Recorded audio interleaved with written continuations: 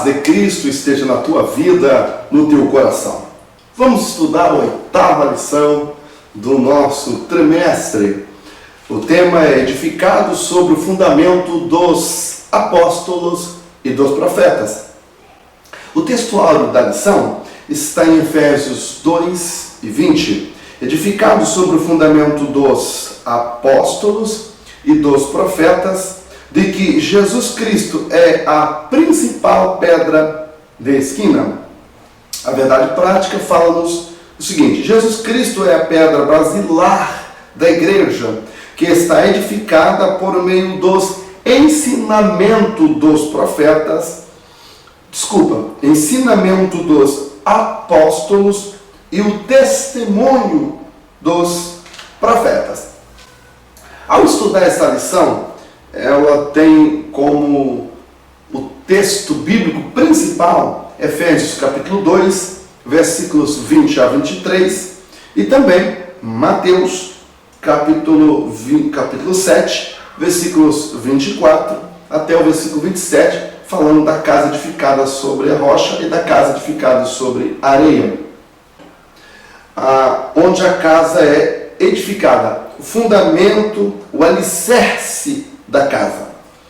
Com esta figura em mente, o comentarista da lição, no tópico 1, vai lá para o santuário judeu. O santuário judeu, que tinha por base o tabernáculo, ele era dividido em 3 partes: o átrio, o lugar santo e o santíssimo lugar. Quando Jesus Cristo morre lá na cruz do Calvário e ele ressuscita, no santuário judeu acontece algo assim espetacular, físico, mas mostrando lições espirituais. O que aconteceu lá? O que aconteceu lá com a ressurreição de Jesus foi a inauguração da nova aliança, do novo pacto, do novo concerto com a humanidade, no sangue de Jesus. Deus estava ali fazendo um novo testamento, um novo pacto, no sangue de Jesus, abrindo um novo e vivo caminho. Então, nós podemos agora ter acesso direto ao Pai através desse novo caminho, desse acontecimento que se dá lá em Jerusalém, no templo judeu. O que foi que aconteceu? Mateus 27:51 diz que o véu que tinha no santuário judeu, que separava o santíssimo lugar do lugar santo, havia um véu que fazia essa separação. Também, em segundo lugar, aprendemos no santuário judaico, no santuário judeu, que o gentil, ele não podia de maneira nenhuma entrar no santuário judeu. O gentil não podia entrar. Inclusive o judeu, nem na casa de um gentil entrava. Mas pastor, o que é gentil? Gentil são todas aquelas pessoas que não são descendentes consanguinamente, de sangue, de Abraão. Não tem descendência com Abraão. Então nós aqui no Brasil, por exemplo, os brasileiros são descendentes de povos áfricos e tal, índios e uma mistura de povos, mas nós não somos descendentes de Abraão, Isaac e Jacó. Então, consanguinamente falando, nós seríamos gentios, tá? Então, nós não poderíamos entrar no santuário judeu para adorar. Então, havia uma inimizade entre os povos judeus e os povos gentios. Os judeus olhavam para nós como pessoas impuras, imundas, a ponto de nem entrar dentro da nossa casa. Eles entravam, tá? Então, o que Jesus faz? Quando, com a sua morte e ressurreição, o véu é rasgado de alto a baixo, nós passamos a ter acesso direto ao Pai Celestial, tá? E também aquela inimizade que tinha foi desfeita com a morte e ressurreição de Jesus. Então, nós vamos para o segundo ponto aqui da nossa lição, que é o santuário cristão. Na época do judeu, o santuário era aquele santuário físico, porém, a Bíblia já falava isso, e fala, a Bíblia diz que Deus não habita em templo feito por mãos de homens. Atos 7:48. Então, já que Deus não habita em templos feitos por mãos de homens, qual será então o santuário cristão? O santuário cristão, Deus habita no meio do seu povo. O santuário de Deus é o nosso corpo físico. 1 Coríntios capítulo 3, e versículo 16, diz que o santuário do Deus vivente é o nosso corpo. É o nosso corpo. A Bíblia chega a dizer assim: não sabeis vós que sois o santuário do Deus vivente e que o Espírito de Deus habita em vós? A palavra santuário no grego é a palavra grega naon, que significa santo dos santos ou lugar santíssimo, morada de Deus. Então, agora com Jesus, na época de Cristo, nessa dispensação da graça, então, após a morte e ressurreição de Jesus, o Senhor Deus, Ele mora em nossos corações. E quero falar um detalhe aqui. O santuário é o nosso corpo. E não é apenas o santuário do Espírito Santo, como se o Pai e o Filho estivessem lá no céu e aqui só o Espírito Santo mora dentro da gente. Não.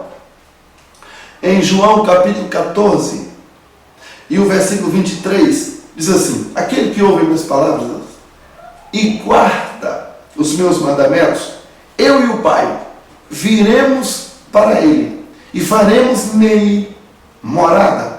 Então nosso corpo é morada do Espírito Santo, mas é também morada do Pai e do Filho. Ou seja, o Deus triuno habita dentro dos nossos corações, habita em nosso corpo, habita em nossa vida. Daí o cuidado. O cristão, a pessoa que aceitou Jesus Cristo como seu Salvador, o seu corpo passou a ser morada do Espírito Santo, passou a ser o santuário do Deus vivente. Nós devemos ter muito cuidado com essa verdade, com essa realidade, porque vejam, se o meu corpo não é morada do Deus vivente, pode ser morada de demônios, pode ser um santuário, entre aspas, que não é santuário nesse caso, pode ser então uma morada das trevas. O corpo de alguém pode ser habitado por Satanás. Em Mateus capítulo 12, versículo 44, Mateus capítulo 12 e o versículo 44, diz assim, 43 diz assim: e quando o espírito imundo tem saído do homem, anda por lugares áridos, buscando repouso, e não o encontra. Então diz: voltarei para minha casa, para minha morada, voltarei para minha casa de onde saí. E voltando, acha desocupada, varrida e adornada. Então vai e leva consigo outros 7 espíritos piores do que ele. E o entrando, habitam ali. E são os últimos atos desse homem piores do que os primeiros. Então veja como é sério o nosso corpo. Por isso devemos ter muito cuidado com as roupas que vestimos. Será que a roupa que estou vestindo não é uma roupa que atrai o espírito da sensualidade, da sexualidade ilícita?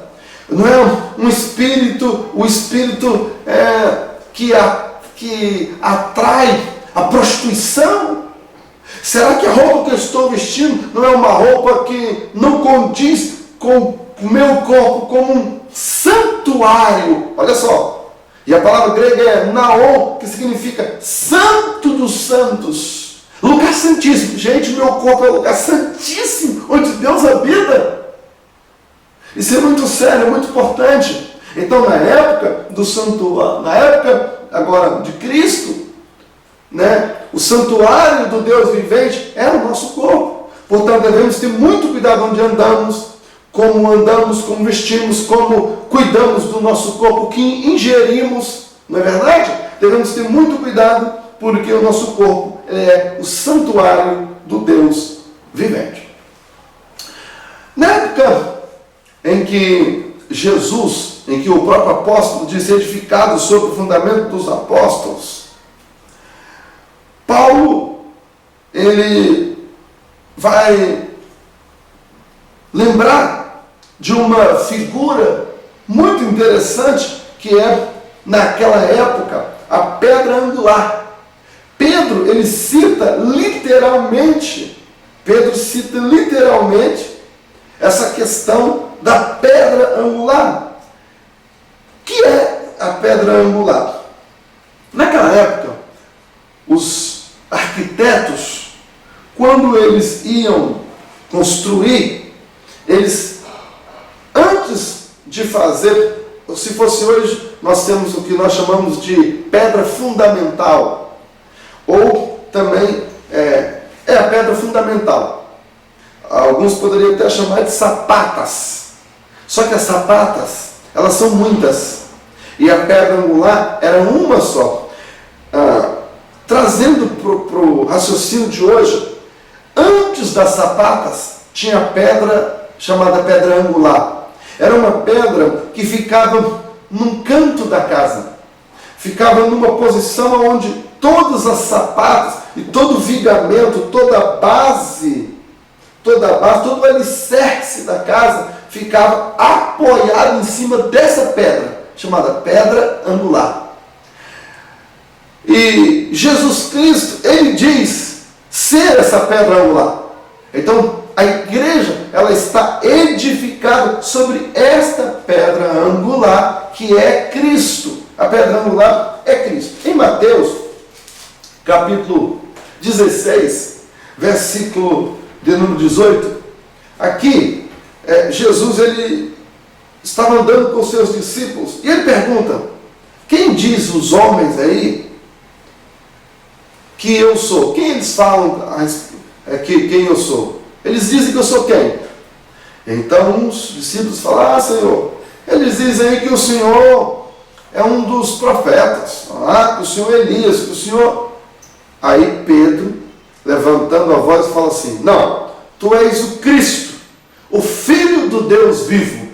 Aí Jesus, em cima dessa afirmação de Pedro, que essa afirmação de Pedro está falando dele, Jesus. Jesus tinha perguntado: quem eu sou? Aí o assunto em pauta ali era quem era Jesus, a pessoa de Jesus. E Pedro fala: tu és o Cristo. Aí Jesus fala assim: olha, já que você disse isso, eu te digo que tu és Pedro, e sobre esta pedra edificarei a minha igreja, e as portas do inferno não prevalecerão contra ela. Aqui precisamos entender bem essa figura. Quando Jesus, e o texto em grego nos ajuda a entender o que Jesus estava dizendo. Jesus não disse que Pedro é a base onde a igreja está construída. Não. Em grego diz assim: eu te digo que tu és Petros, mas sobre esta pedra eu edificarei a minha igreja, e as portas do inferno não prevalecerão contra ela. Ó, eu digo que tu és Petros. Petro é o nome de Pedro. Petros, nome de Pedro, significa pedaço de pedra. Pedaço de pedra. Pedra quebrada, aí os pedaços dava-se o nome de Petros. Agora, a rocha inteira, aquela rocha gigante, sem ser quebrada, toda a rocha, dava-se o nome de Petra. Jesus diz: tu és Petros, pedaço de pedra, mas sobre esta pedra, e ele aponta para si, sobre esta pedra edificarei a minha igreja. Pedra, rocha, edificarei a minha igreja, e as portas do inferno não prevalecerão contra ela. Ora, Jesus, ele diz: eu sou a pedra. Depois, então Jesus, ele é a pedra, ele é a rocha, e essa pedra de esquina, pedra angular. Jesus falou ser a pedra. Depois, o próprio Pedro em Atos 4, Pedro depois fala que, inclusive depois da ressurreição de Jesus, Pedro fala que Jesus é a pedra. Olha, Atos 4 e o versículo de número 10, 11, diz assim, versículo 10: seja conhecido de vós todos e de todo o povo de Israel, e em nome de Jesus Cristo o Nazareno, aquele que vós crucificaste, e a quem Deus ressuscitou dos mortos, em nome deste é que este está são diante de vós. Ele, Jesus o Nazareno, ele é a pedra que foi rejeitada por vós, os edificadores, o qual foi posta por cabeça de esquina. Então, a pedra de esquina, a pedra angular, a rocha que falou, tu és Petra, essa pedra, ela é Jesus. Jesus fala que é ele, Pedro também fala que é ele. Pedro também diz lá na sua primeira carta, capítulo 2, e versículo de número 7, que Jesus é a pedra angular, a pedra de esquina. Ok? Contudo, no segundo ponto da nossa lição, diz que fundamento. Jesus, ele é aquela pedra que depois em cima da pedra vai ser feito o fundamento. Então, o texto diz, edificado sobre o fundamento dos apóstolos. Aqui, o texto não diz que os apóstolos é o fundamento. Disse, fundamento dos apóstolos. Os apóstolos tinham um fundamento. E a igreja foi edificada, né, sobre esse fundamento que os apóstolos tinham. Eu vou falar o que eles tinham que era esse fundamento. Por quê? A palavra apóstolo vem do grego que significa mensageiro, enviado. E os apóstolos, eles foram treinados por Jesus e enviados. Quando eles foram enviados, eles receberam uma doutrina, a doutrina dos apóstolos. Portanto, a igreja verdadeira, a igreja de Cristo, uma igreja verdadeiramente de Jesus Cristo, ela tem que ser apostólica. Por isso que fala, edificado sobre o fundamento dos apóstolos. Qual era o fundamento que os apóstolos tinham? Não era edificado sobre eles, era o fundamento que eles tinham. O que eles tinham? O ensinamento de Jesus. E esse ensinamento é a doutrina dos apóstolos. Essa doutrina que os apóstolos tinham, elas não eram deles. Por quê? Eles foram discípulos de Jesus. Para ser apóstolo, o critério são 4 itens para poder escolher um apóstolo. Primeiro, tinham que ter sido escolhido pelo próprio Senhor Jesus. Segundo, tinham que ter recebido os ensinamentos do Senhor Jesus, andado presencialmente com ele durante aqueles 3 anos e meio. Tinha que ter andado com ele. Terceiro, tinham que ter visto os milagres que ele fez. E em quarto lugar, tinham que ser testemunhas da ressurreição de Jesus. Tinha que ter visto ocularmente Jesus ter ressuscitado. Então, tanto é que quando Judas suicida, para escolher uma pessoa para ficar no lugar de Judas, eles usam esse critério, que a pessoa deveria ter andado com Jesus, visto o que Jesus fez, ter visto Jesus ressuscitado, devia ser testemunha ocular de tudo isso, para que devia ter andado com eles aqueles 3 anos e meio, para poder então ser um apóstolo. Por quê? Porque ao andar com Jesus, ao ver os milagres que Jesus fez, Jesus estava dando uma doutrina, dando um ensinamento. Jesus sempre advertia, cuidado com os ensinamentos dos fariseus, o fermento fariseu. Então Jesus tinha uma doutrina. E Jesus, as pessoas perguntavam assim, mas que nova doutrina é essa? Então, quando os apóstolos começam a pregar, começam a ensinar a doutrina deles, o ensinamento deles era o ensinamento de Cristo. Tanto é que em Antioquia, eles começaram a ensinar, capítulo 11 de Atos, versículo 26, diz que eles os apóstolos ensinaram ali as pessoas, e quando elas andavam nas ruas, as pessoas olhavam e apelidaram-nas de cristãs. Por quê? Por causa da doutrina, por causa do ensinamento. Então, os apóstolos não eram o fundamento da igreja, mas sim a doutrina dos apóstolos, que eram, por conseguinte, doutrina de Cristo. Tá? Então, recapitulando, a base da igreja ela é edificada, construída sobre a pedra de esquina, que é Jesus. Depois veio o alicerce, que é a doutrina dos apóstolos. Aí vem o testemunho dos profetas. O testemunho dos profetas. O comentarista, o pastor Douglas Batista, um estudioso, um homem de Deus, ele diz aqui que esses profetas, o testemunho dos profetas, que não é o testemunho dos profetas do Antigo Testamento. E ele diz que esses profetas aqui são os profetas do Novo Testamento. Quem são esses profetas do Novo Testamento? Uns deles, aqui em Atos 13, menciona alguns nomes dos profetas do Novo Testamento. Atos 13 e 1. Na igreja que estava em Antioquia, havia alguns profetas e doutores, a saber, Barnabé, Simeão, chamado Níger, Lúcio, Cirineu, Manaém, que fora criado com Herodes o Tetrarca, e Saulo. Então esses aqui eram, entre eles havia profetas. Então o pastor Douglas fala que, edificado sobre o fundamento dos apóstolos e dos profetas, esses profetas aqui são esses profetas do Novo Testamento. Esses profetas, Ágapo, Manaém, Saulo, são esses profetas aqui. Eu, em respeito a essa posição, só que ela não é a única posição. Existem outras correntes, e eu creio em uma outra corrente de ensino que acredita que esses profetas aqui sejam os profetas do Antigo Testamento, por três razões. Por três razões, esses profetas aqui não são os profetas do Novo Testamento, e sim os profetas do Antigo Testamento.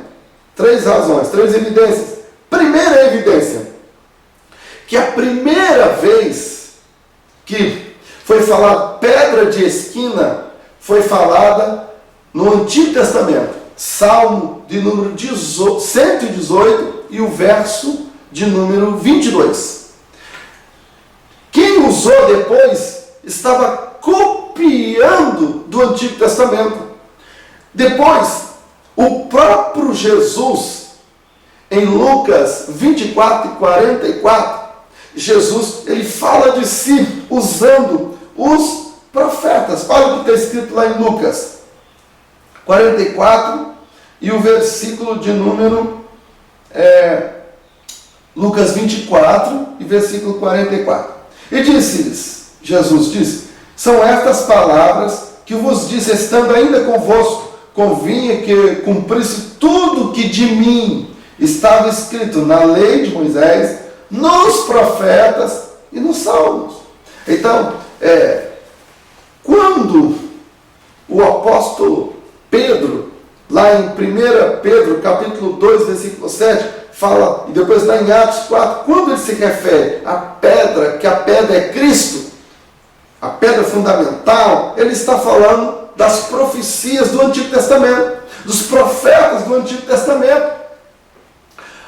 O próprio Pedro, quando diz que nenhuma profecia é de particular interpretação, quando Pedro escreve sobre isso, ele está falando das profecias do Antigo Testamento, porque as do Novo ainda não estavam escritas. Então, primeira evidência é que a primeira vez que aparece está no Salmo. Segunda evidência é que Jesus se referiu aos profetas como base da sua vida, do seu ministério e do fundamento da igreja. Terceira evidência é que, deixa eu explicar melhor.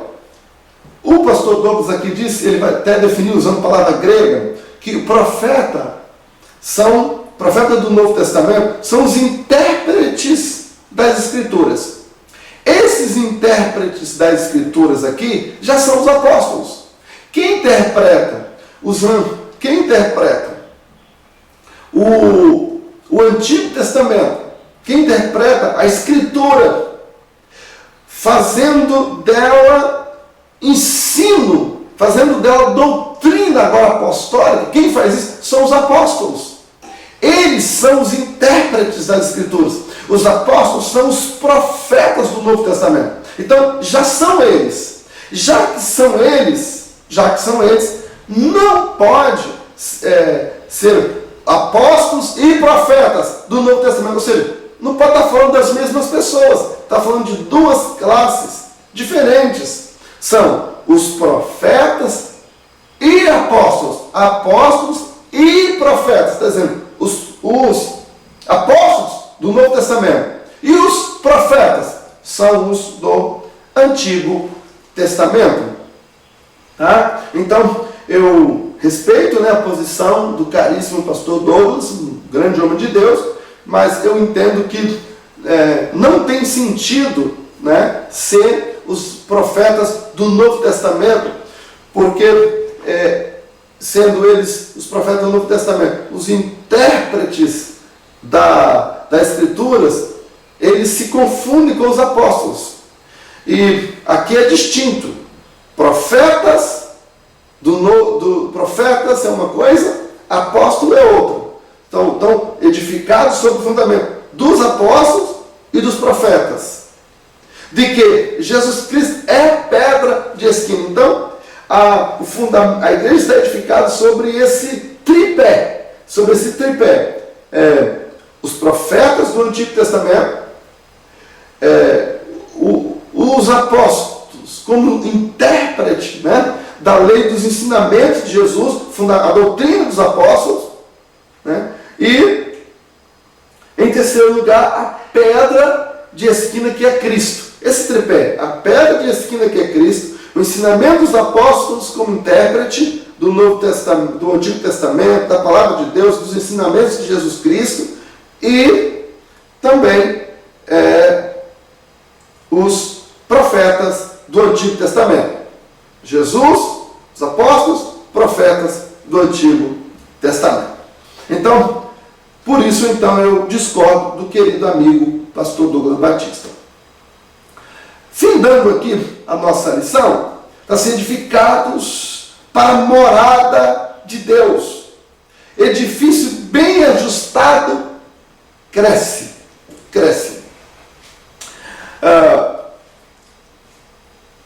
A igreja, agora nós já entendemos que o nosso corpo é morada, é santuário do Deus vivente. Aceitamos Jesus, o Espírito Santo vem morar dentro de nós. Não só o Espírito Santo, o Deus triuno, o Pai, o Filho e o Espírito Santo vem morar dentro de nós. E agora, a Bíblia diz que esse corpo bem ajustado, aí agora quando eu aceito Jesus, eu faço parte de um corpo. Como o apóstolo Pedro diz, vós sois pedras vivas, edifício espiritual, 1 Pedro 2:5.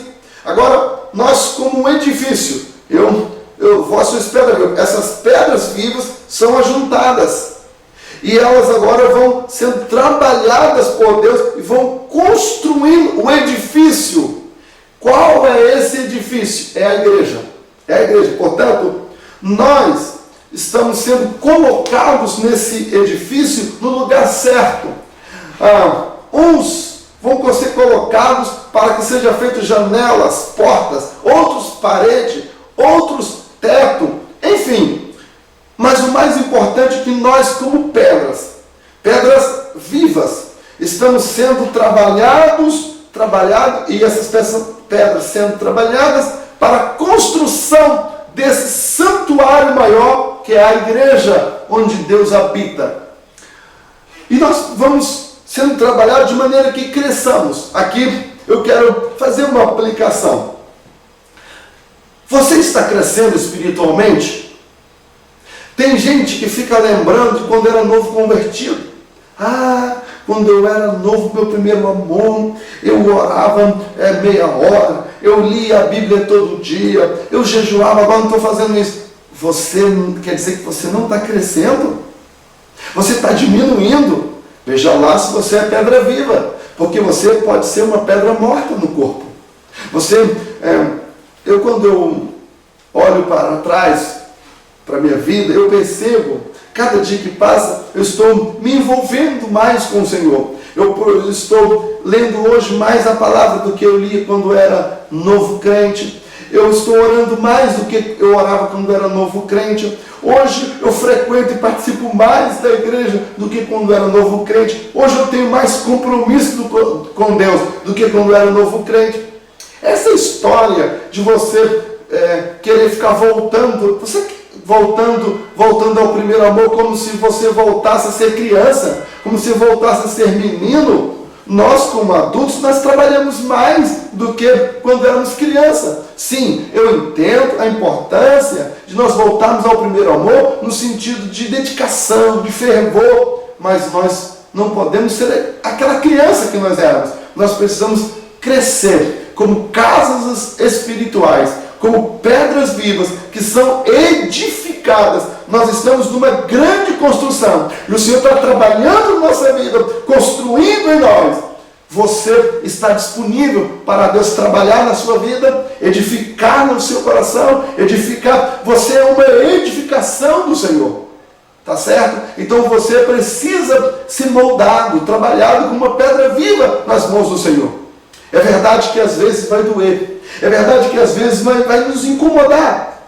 E eu quero terminar falando sobre algumas igrejas que estão surgindo agora, que não estão sendo edificadas sobre o fundamento dos apóstolos e dos profetas.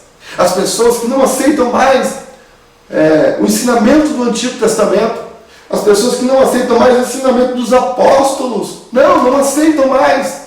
Então, igrejas agora que, quando você olha para a igreja de Atos, e você olha para a igreja moderna hoje, você fala, não é a mesma igreja dos apóstolos, não é a mesma igreja dos profetas. Nessa igreja, a igreja de Cristo tem que ter aparência com a igreja dos apóstolos. O edifício, o fundamento é o mesmo, a base é a mesma, não pode fugir.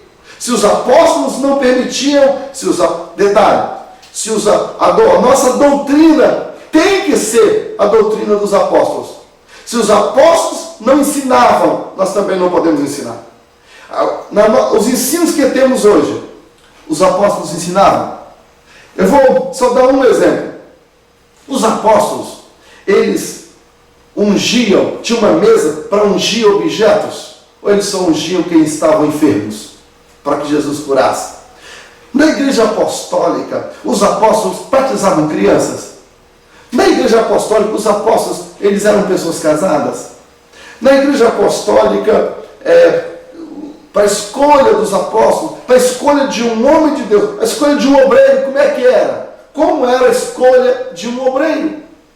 Então, se nós quisermos que a igreja onde nós servimos seja edificada sobre o fundamento dos apóstolos e dos profetas, nós precisamos voltar às Escrituras. E voltando às Escrituras, nós vamos perceber se a nossa igreja é falsa ou verdadeira. Quando eu falo nossa, não é nossa, entre aspas. A igreja onde nós servimos é uma igreja que a semelhança, é uma igreja que o fundamento, a doutrina, é a doutrina dos apóstolos e dos profetas. Se não for, precisamos rever nossos conceitos. A gente vai terminar orando. Eu quero orar pela sua vida. Senhor nosso Deus, nosso bendito Pai, quero te louvar, quero te agradecer. Ajuda-nos a ver, Senhor, se a doutrina que estamos tendo, se é a doutrina dos apóstolos ou se não. Se não, querido Deus, ajuda-nos para que não sejamos igrejas falsas, igrejas onde o fundamento são fundamentos humanos e não fundamentos do Senhor. Assim eu te peço que abra os nossos olhos, que abra o nosso entendimento pela Tua palavra, pois nós queremos ser uma igreja edificada sobre o fundamento dos apóstolos e dos profetas, no qual o Senhor Jesus Cristo é a pedra de esquina, a pedra fundamental. Obrigado, eu te agradeço, conforta os nossos corações e nos abençoa, em nome de Jesus. Amém. Deus te abençoe e até a próxima aula, se Deus quiser.